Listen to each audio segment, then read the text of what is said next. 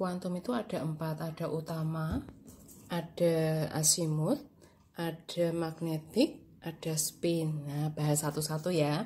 Bilangan utama itu menunjukkan nomor kulit. Ya, kalau kemarin waktu sudah belajar tentang struktur atom itu kan ada inti atom. Kemudian yang teori modern ya, yang terakhir inti atom. Inti atom ini kan dikelilingi oleh elektron dalam bentuk lintasan, dalam bentuk orbital kan. Nah di sini ini yang orbital itu yang namanya kulit. Ya, semakin dekat dengan inti berarti dia kulit yang paling nomor 1. Ini intinya.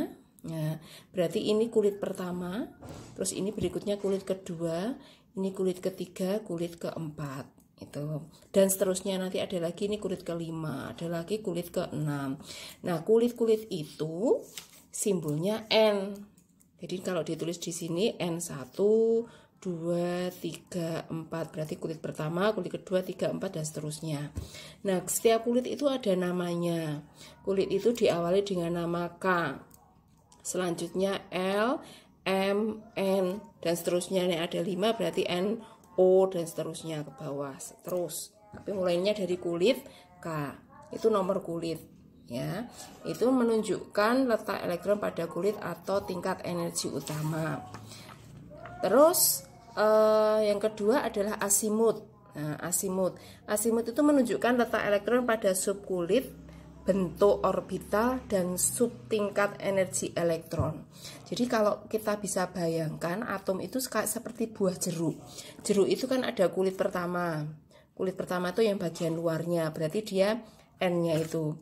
Kita kupas di dalam jeruk itu tidak langsung ditemukan dagingnya, tapi ditemukan kulit ari, ya toh, kulitnya yang masih putih itu kulit ari. Nah, kulit arinya itu yang disebut dengan subkulit ini. Kita misalkan sebagai subkulit, gitu ya.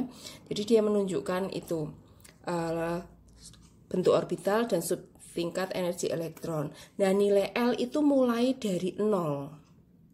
Bisa mulai dari 0, 1, 2, 3. Ya. Terus ada namanya. Kalau subkulit L0 berarti dia namanya S, kalau 1 P, kalau 2 D, kalau 3 F. Jadi L0 subkulit 0 itu S, terus 1 P, L2-nya D, L3-nya F gitu. Nah, setiap subkulit itu punya yang namanya kamar. Jumlah kamar. Nah, jumlah kamar itu nanti yang digunakan oleh elektron untuk bertempat tinggal di situ. Itu. Nah, jumlah kamarnya berapa?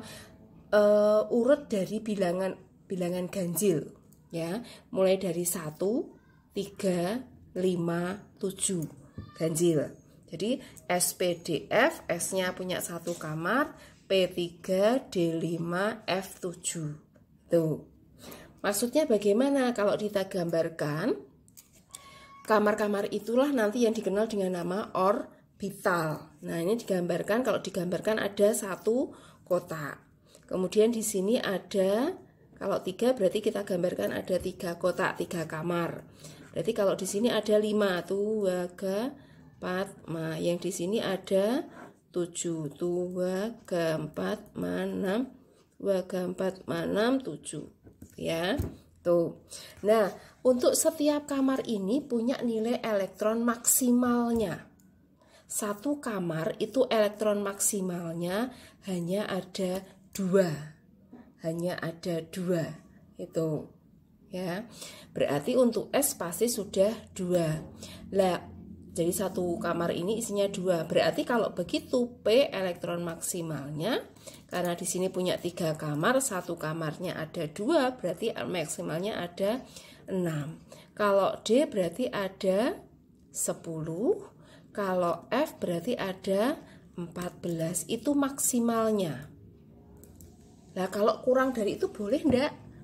Nah, boleh. Kalau misalnya P tidak diisi 6 tapi diisi 5 boleh. Diisi 2 boleh, tapi diisi 7 tidak boleh karena dia maksimalnya hanya 6. Tuh. Oke. Kemudian magnetik.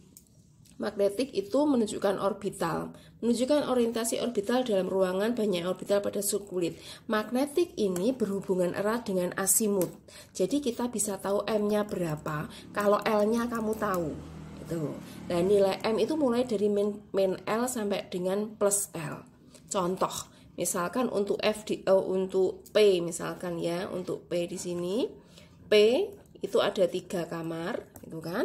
Nah, dalam satu elektron itu nanti satu orbital itu ada 2 elektron. Nah, untuk penulisannya kita tuliskan ke atas dulu semua. Jadi ini elektronnya. Nah, itu elektron. Kemudian ini dalam satu kamar kan isi 2. Nah, tidak boleh sama ke atas, tapi harus ke bawah. Itu nanti ada maknanya nanti aja, ya. Gitu.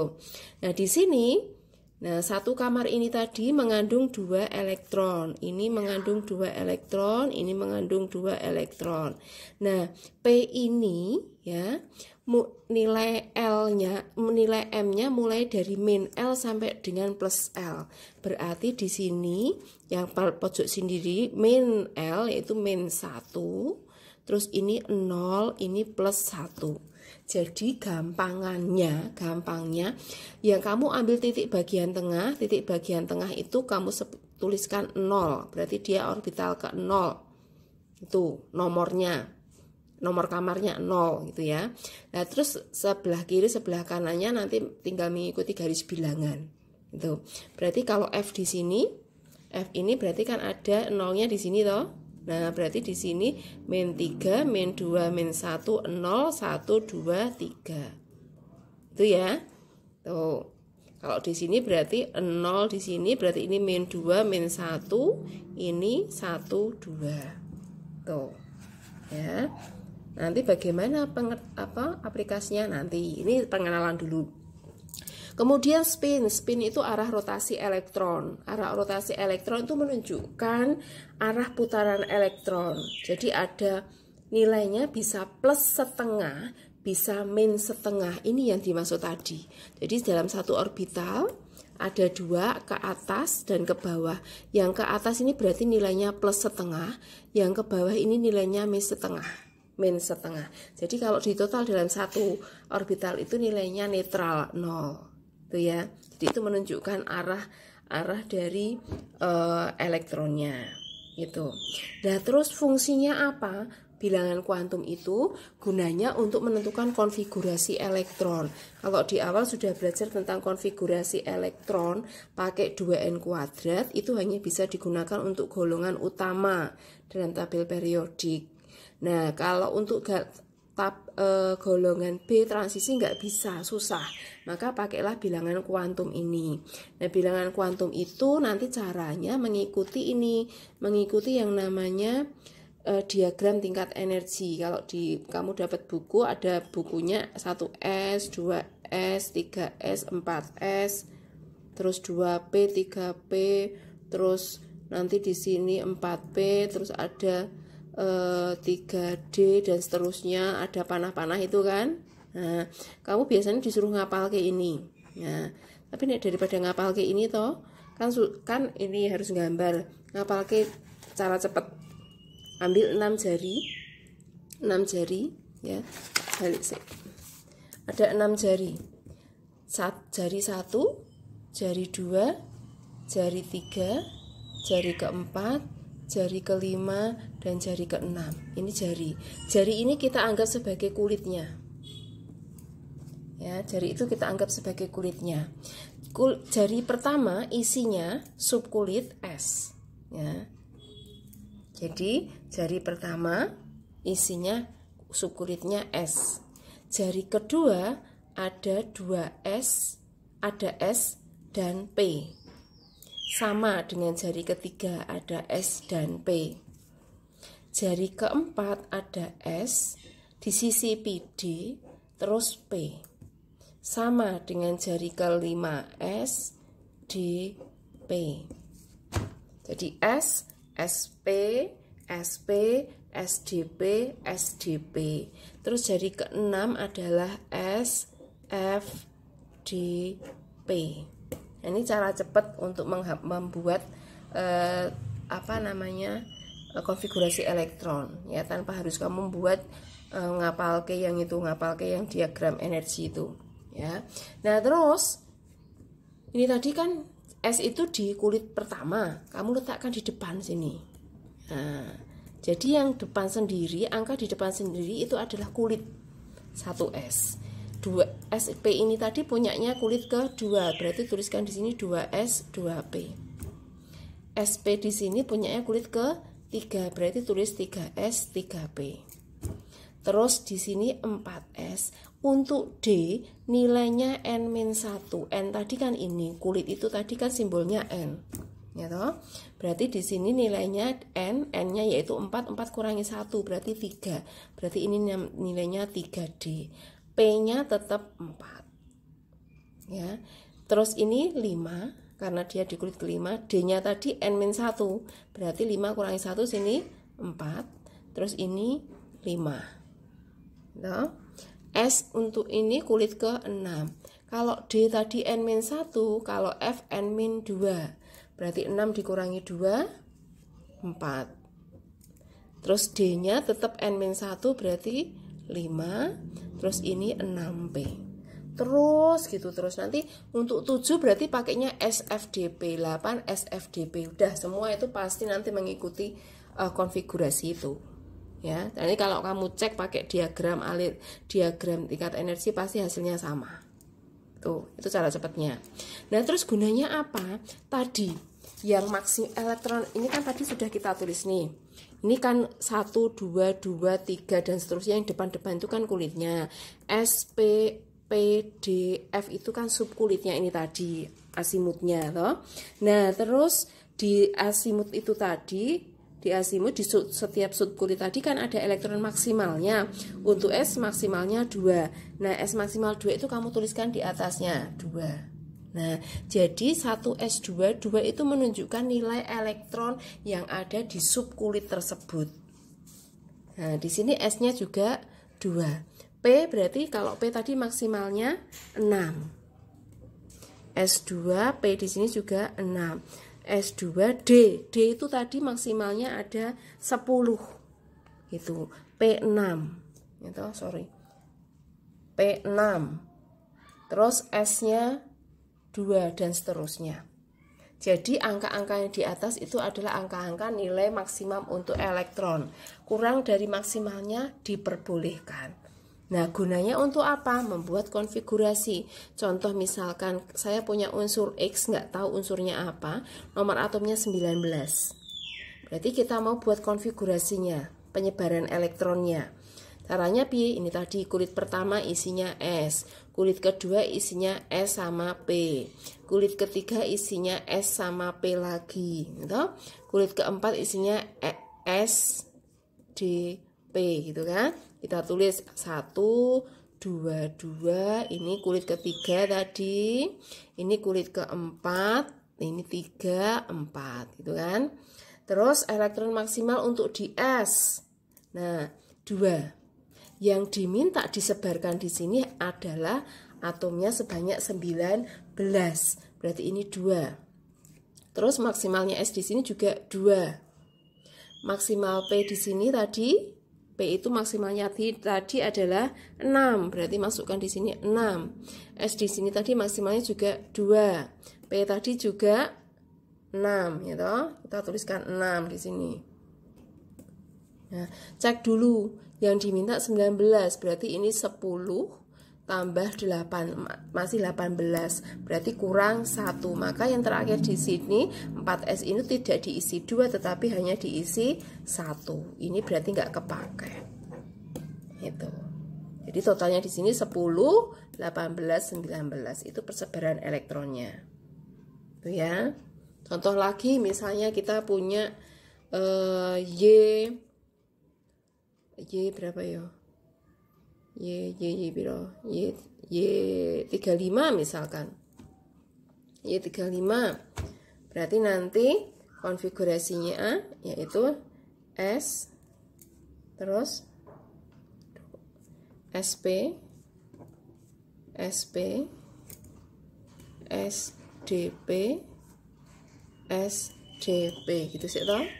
1, ini tadi kulit kedua, ini kulit ketiga, terus ini kulit keempat, ini berarti 3, ini 4 gitu ya.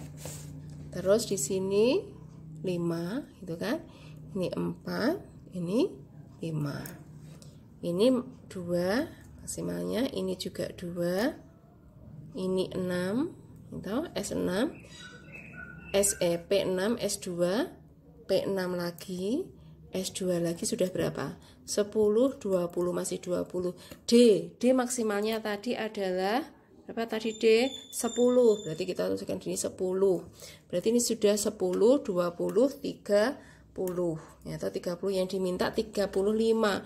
P maksimalnya 6. Karena yang diminta cuma 35, berarti di sini kita tuliskan 5. Selesai. Ini dibuang. Tuh. Ya. Oh. Terus kalau sudah, ini taruh konfigurasinya. Terus gunanya untuk apa tadi? Untuk menentukan golongan dan periode. Nah, menentukan golongan dan periode dari mana? Dari jumlah elektron valensi. Jadi, elektron valensi. Elektron valensi itu sama saja elektron terluar. Elektron pada kulit terluar. Ya. Elektron pada kulit terluar itu ya. Nah, mencari elektron valensinya bagaimana?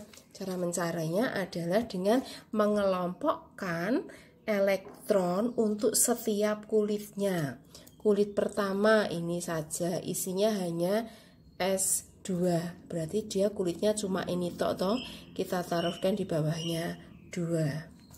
Kulit kedua 2S sama 2P, kita gabungkan elektronnya 2 dan 6, berarti totalnya ada 8. Kulit ketiga 3S 3P gitu. Berarti ini kita gabungkan elektronnya 2 dan 6, berarti ada 8. Dan kulit terakhir 4 isinya hanya 1. Nah, kalau kamu cek pakai yang 2N kuadrat itu konfigurasinya pasti sama dengan ini. Ya. Nah, ini kemudian mana elektron valensinya? Ya, elektron yang terakhir ketemu. Yang mana? Ini yang terakhir toh. Ini sebagai elektron valensi. Elektron valensinya. Oh, elektron valensinya 1. Dari elektron valensi ini nanti kita namakan ketemu namanya golongan. Nah, kalau elektron valensi 1 berarti golongannya juga golongan 1. Itu. Yang contoh ini 35. Kulit pertama 2. Kulit kedua 2S sama 2P. Tok.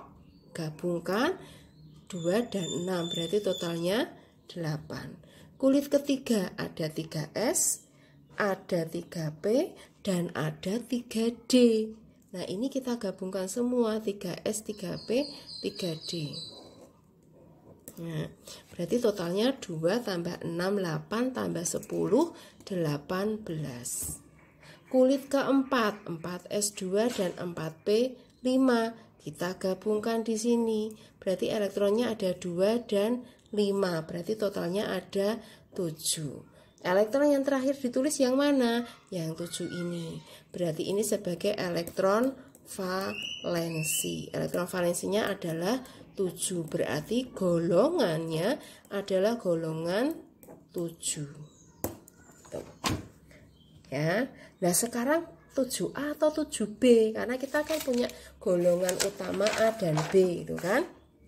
Nah, golongan A itu syaratnya kalau elektron valensinya mengandung unsur S atau P.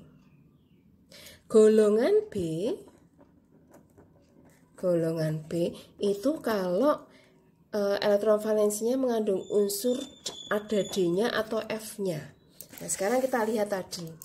Ini tadi 1 ini subkulitnya kan S. No? Ternyata hanya S. Kalau S saja berarti dia golongannya masuk ke golongan A. Berarti ini satunya 1A.